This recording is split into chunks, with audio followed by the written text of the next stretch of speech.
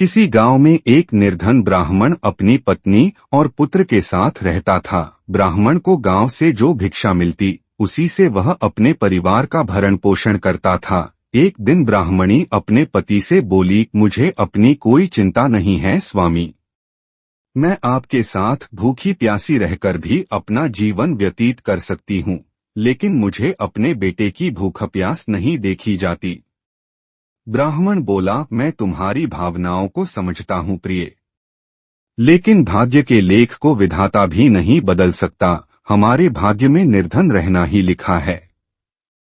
ब्राह्मणी बोली, भाग्य के भरोसे बैठे रहना मूर्खता के सिवा कुछ नहीं है। अगर इंसान कोशिश करे तो वह कर्म करके अपने भाग्य को बदल सकता है। आप कहीं परदेश में जाएं, मुझे विश्वास है कि आप वहां अच्छी आय करेंगे और हमारा भाग्य बदल जाएगा। ब्राह्मण बोला, तुम्हारी बात तर्कसंगत है प्रिय, मगर मुझे भिक्षा मांगने और पंडिताई के सिवा कोई काम नहीं आता। ब्राह्मणी बोली, हमारे गांव में आपकी पंडिताई की कोई कद्र नहीं है। किसी दूसरे गांव या नगर में आपकी पंडिताई चल निकले तो हमारे बुरे दिन फिर जाएं। अपनी पत्नी की सलाह मानकर ब्राह्मण दूसरे नगर में पहुंच गया। उसका दुर्भाग्य उस पर घात लगाए बैठा था। नगर में उसे कोई टके सेर पूछने वाला भी नहीं मिला। हालातों को देखते हुए वह सोचने लगा कि इस नगर से उसका गांव ही अच्छा है। नगरवासी तो पूरे नास्तिक हैं, उसे भिक्षा तक भी देने को तैयार नहीं हैं। यह सोचकर वह थक हार कर अपने गांव लौट आया और पहले की भांति पंडिताई करके और भिक्षा मांगकर अपना गुजरा करने लगा।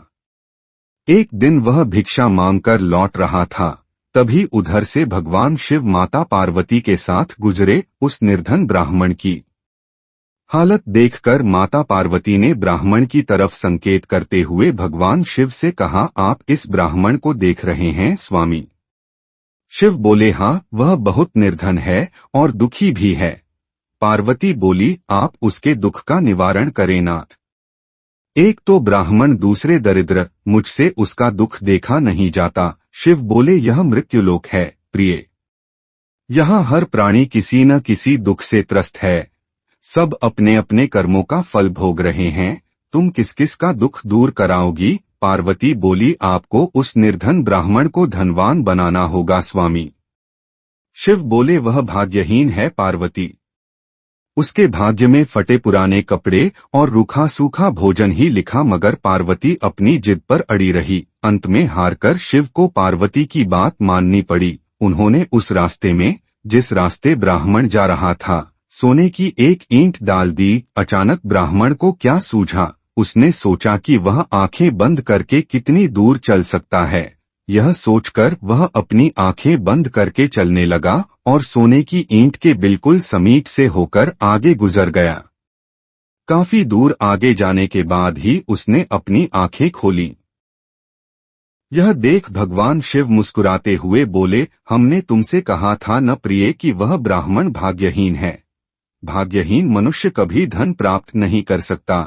और फिर भगवान शिव पार्वती के साथ कैलाश पर्वत लौट गए। लेकिन वहां पहुंचने के बाद भी पार्वती उस निर्धन ब्राह्मण के बारे में सोचने लगी। वह किसी न किसी तरह उस ब्राह्मण को देखना चाहती थी। पार्वती को उदास देखकर भगवान शिव ने पूछा, क्या बात है प्रिय, इतनी उदास क्यों हो?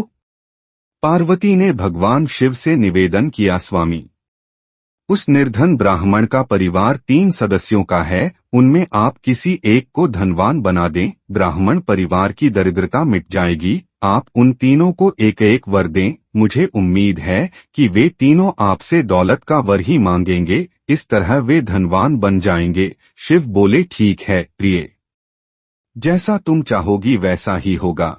और फिर कुछ दिनों बाद भगवान शिव पार्वती के साथ ब्राह्मण के घर पहुंचे। साक्षात भगवान शिव और पार्वती को देखकर ब्राह्मण परिवार आत्मविभोर हो उठा। उन्होंने भगवान शिव और पार्वती के चरण स्पर्श किए। शिव बोले, मैं तुम तीनों को एक एक वर देना चाहता हूँ, तुम तीनों अपनी इच्छानुसार वर मांग सकते हो। ब्राह्मणी उतावली होते हुए बोली, पहले मुझे वर दीजिए प्रभु। भगवान शिव ने कहा, मांगो, क्या चाहती हो? काफी सोचने समझने के बाद ब्राह्मणी बोली, भगवन, मुझे दुनिया की इस सबसे अधिक खूबसूरत और जवान औरत बना दीजिए, मरते दम तक मेरी जवानी और सुंदरता कायम रहे। भगवान शिव ने मुस्कुराकर कहा, तथास्तु। अगले ही पल बूढ़ी ब्राह्मणी एक जवान और खूबसूरत युवती के रूप में बदल गई। उसी समय उनके घर के सामने से गांव के जमींदार का पुत्र गुजर रहा था, जो घोड़े पर सवार था। उसने खूबसूरत ब्राह्मणी को देखा तो उस पर मुग्ध हो उठा।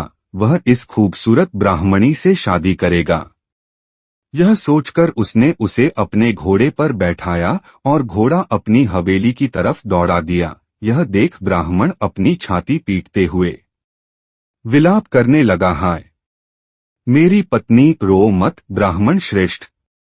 तुम भी मुझसे कोई वर मांग लो, जो मांगोगे तुम्हें मिलेगा। भगवान शिव सांत्वना देते हुए बोले, मेरी पत्नी को वापस बुला लीजिए प्रभु, मुझे इसके सिवा कुछ भी नहीं चाहिए। ब्राह्मण ने निवेदन करते हुए कहा। भगवान शिव बोले, तथास्तु। देखते ही देखते ब्राह्मणी वहां खड़ी थी। अपनी पत्नी को अपने सामने देखकर ब्राह्मण ने राहत की सांस ली। भगवान शिव ने ब्राह्मण पुत्र से कहा, तुम क्या वर मांगते हो बेटा? ब्राह्मण पुत्र ने काफी सोचने समझने के बाद कहा, भगवान मुझे कुछ नहीं चाहिए, लेकिन आप मेरी माँ को पहले जैसी बूढ़ी बना दीजिए। तथास्तु भगवान शिव ने कहा, और अगले ही पल ब्राह्मणी पहले के समान बूढ़ी हो गई। ब्राह्मण परिवार की मूर्खता पर पार्वती ने अपना माथा पीट लिया। सोचने लगी कि तीनों ही वास्तव में ही भाग्यहीन हैं। विधि ने उनके भाग्य में जो लिख दिया है, उसे देवी देवता भी नहीं बदल सकते। अगर आपको भगवान शिव जी की कथा अच्छी लगी है तो इसको लाइक करें और ज्यादा से ज्यादा शेयर करें। साथ में इस चैनल को सब्सक्राइब करें। धन्यवाद।